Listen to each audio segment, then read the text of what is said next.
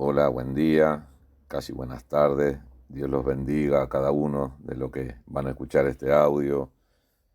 Bueno, principalmente lo hacía para mis hermanos también que están hacia adentro en la iglesia. Cristo sea en todo. Y hace un rato me tocaba compartir hoy domingo a la mañana sobre cosas que relacionan toda esta fecha que nosotros estamos viviendo, sobre las Pascuas, sobre la cruz, y que pudiéramos entender el peso que tiene todo esto, que podamos entender un poco más aún si es necesario y si es posible el significado de la cruz en cada uno de nosotros y que podamos acercarnos a esa cruz y que podamos entender que la Pascua pasa por encima a que el mundo está queriendo como distorsionar y con un conejito y con un huevo de Pascua y con un pedazo de chocolate y con un montón de negocios y tradiciones. Y nosotros los cristianos debemos de entender que eso va muchísimo más allá del negocio, muchísimo más allá de lo popular, que significa resurrección de Jesús. Sí, la resurrección de Jesús es el grito de victoria sobre la muerte y sobre el poder del pecado. Entender que la muerte no pudo contener a Jesucristo y que gracias a que Él resucitó, nosotros los que creemos en Él como nuestro Señor, como nuestro Salvador, sabemos que viviremos con Él por la eternidad. Hay muchas verdades maravillosas afirmadas gracias a la resurrección de Jesús. Jesús, claro que es Dios.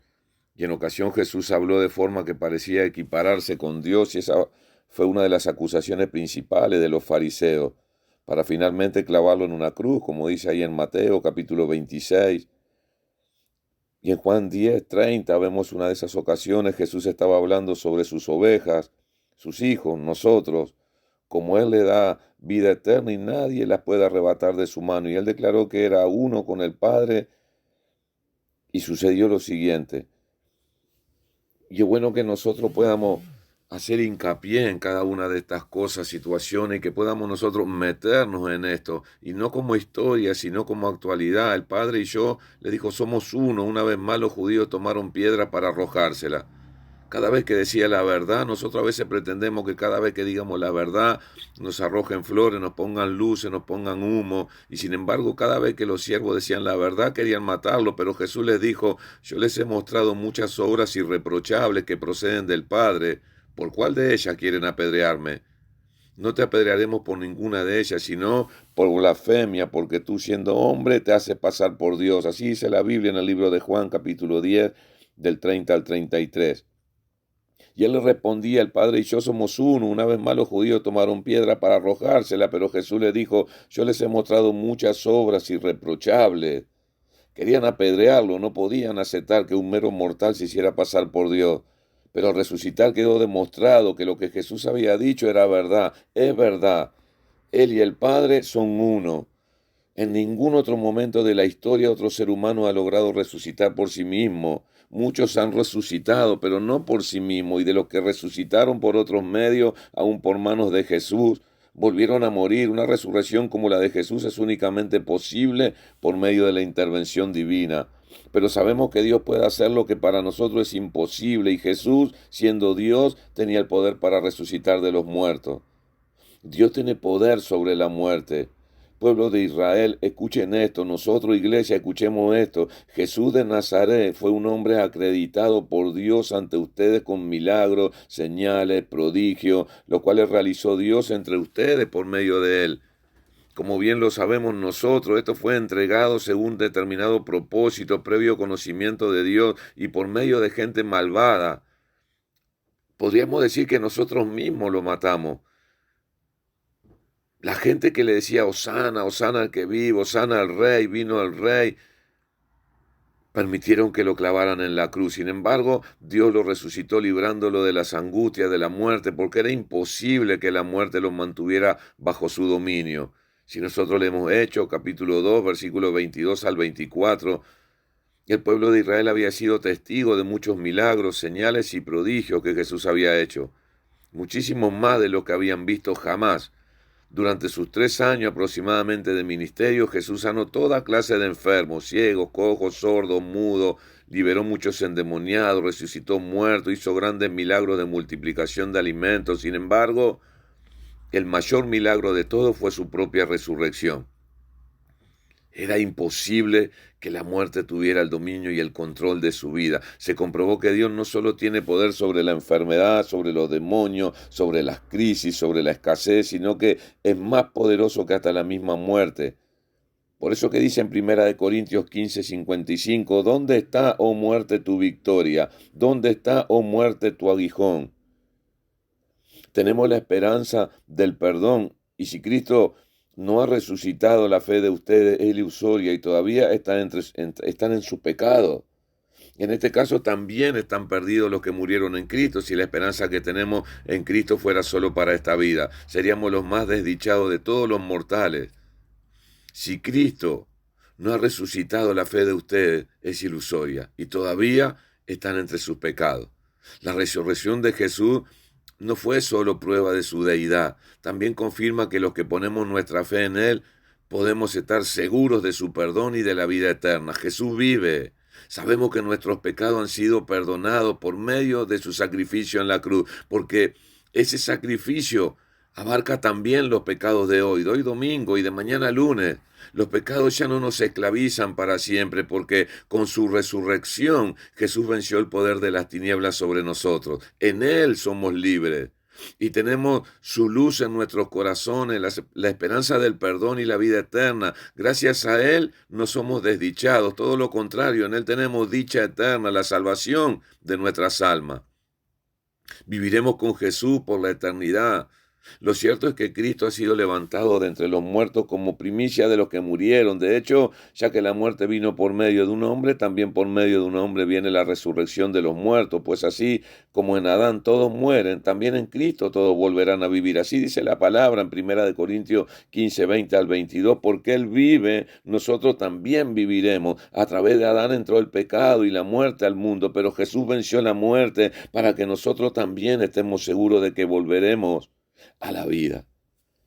La muerte física no es el final, estamos de paso, es un viaje que sí o sí lo vamos a hacer. En Cristo hay vida después de ese viaje, en Cristo hay vida después de que nuestro cuerpo físico muera, y Él la ganó para nosotros. Nosotros no tendríamos esa vida eterna. Jesús volverá. Después de su resurrección, Jesús apareció y compartió con sus discípulos sobre el reino de Dios por 40 días. Imagínese, hermano, imagínese, hermana, que todo lo que pensaron que todo se había terminado, que todo lo que empiezan a escuchar se terminó. ¿Dónde está tu Dios? ¿Dónde está el Mesías? ¿Dónde está el Cristo? Que todo lo que estaban desanimados pensando, ¿y ahora cómo siguen nuestras vidas? Pero Jesús apareció y compartió con ellos sobre el reino de Dios, y nosotros leemos Hechos capítulo 1 versículo 3. Luego de esos días fue elevado mientras ellos miraban, y una nube le recibió y le ocultó de sus ojos. Hechos capítulo 1 versículo 9. Hermano, a veces uno se pone a meditar en eso y decía, anduve alrededor de 3 años con alguien, comí con ese alguien, me apoyé en sus piernas, en su regazo, en su pecho, mojé el pan en su plato, me enseñó, nos reímos, hicimos broma, caminamos, vi un montón de situaciones y de pronto desapareció. Pero vuelve. Y lo estoy mirando con mis ojos como es arrebatado y diciéndome, de esta misma manera que me voy, así voy a volver. Y esa es la expectativa que nosotros tenemos que tener como iglesia. Ellos se quedaron mirando fijamente al cielo mientras Él se alejaba, y de repente se les acercaron 2 hombres vestidos de blanco que le dijeron, Galileo, ¿qué hacen aquí mirando al cielo? Este mismo Jesús que ha sido llevado de entre ustedes al cielo vendrá otra vez de la misma manera que lo han visto irse. Lea Hechos capítulo 1, versículos 10 y 11, y ellos se quedaron mirando fijamente, dice la Biblia. Tal vez ellos se quedaron como diciendo, uy, ahora, ¿será que volverá? Porque es una pregunta que la iglesia a veces se hace, que familiares, amigos, conocidos o ciertas religiones se hacen. Jesús no se fue para siempre, hermano y hermana, Él regresará, y cuando regrese vendrá a reinar y a juzgar. Así dice Mateo 16:27, lea Apocalipsis 22 del 3 al 5 y 12 y 13. Lea más sobre Apocalipsis.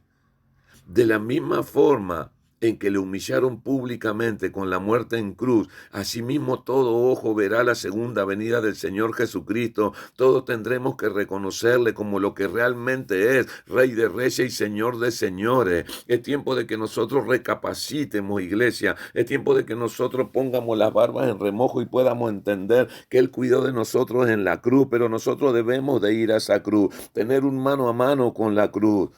Yo y la cruz parado frente a frente, buscando lo que Dios dejó ahí en la cruz.